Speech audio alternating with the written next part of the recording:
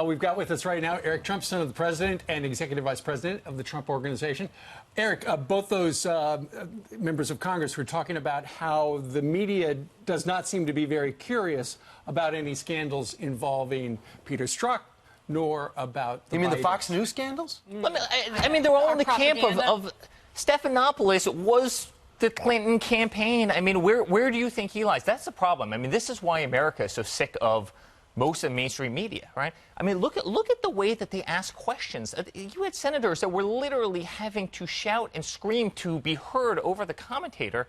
That's not their role. But unfortunately, that's a role that the media is playing every single day these days, and it's what America is seeing through. I mean, they are part of the left-wing party. I mean, they are advocates for the left wing. They won't even ask these candidates the serious questions. Why do they want to investigate one party so much, and you're not allowed to ask questions about the other party? Could you imagine, and I wrote an op-ed about this, could you imagine if I got $50,000 a month in an industry that I knew nothing about, right, with no discernible duties from a Ukraine oil and gas company? I mean, could you imagine that?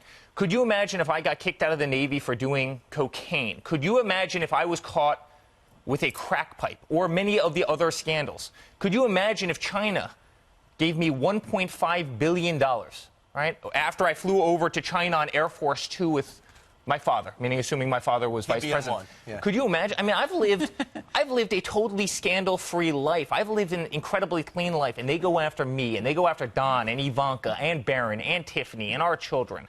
For what? A couple of things. Adam Schiff opened up that show, and he asked questions. And he let Adam Schiff go. He never asked a question. Why did you make up that dialogue in the beginning? He said, why did you not be transparent and say the whistleblower came to your staff? So at the very least, even if you hate the president or love Adam Schiff, you're not doing anyone a service by not asking those questions. The other thing that struck me is that it was Ron Johnson. Yeah. I'm used to Jim Jordan having combat, but tell me about Ron Johnson for him to get that exercise. Listen, I know Ron I know him very well. I campaigned all across, a great state with him on a bus. We were on his bus. We were going around in 2016.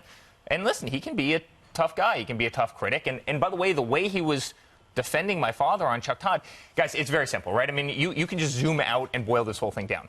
They know they're not going to win in 2020, right? I mean, just yesterday, a couple days ago, came out 3.5% unemployment, the lowest unemployment in 50 years in this country, arguably the lowest unemployment in the history of our nation, right? They know they can't win, so guess what? They don't want to talk about that. Of course because they don't. That's a winner. They want to talk about the other stuff because they feel Steve, that your father's in peril. This whole thing's a clown show. It's a clown show. They know they can't win. They're going to have their opportunity to win in 6 years. They should get very excited. They'll have their opportunity to win in 6 years. They know they can't win. The economy's too good. America's behind my father, right? You finally have patriotism back. You finally have religious liberty back. You finally have our military back and rebuilt. Our economy's booming. Everything the man said he was going to do, he did. But when and he's driving them crazy. When you're watching these shows, I'm thinking, oh, he's bringing up a good point. That's a good point. That's a question a lot of people in America have. But that's not the narrative that the media wants to hear. And so they interrupt, but they don't let these politicians finish their sentences. And it's dangerous to this country. I mean, honestly, the media in doing that they pose a danger to this nation. I mean, look at the advocacy there. Stephanopoulos, come on. Anybody ever seen the movie War Room? I mean, Stephanopoulos of all people. And by the way, he can't even answer. When you had Jim Jordan out there saying, well, why did he get $1.5 billion from China?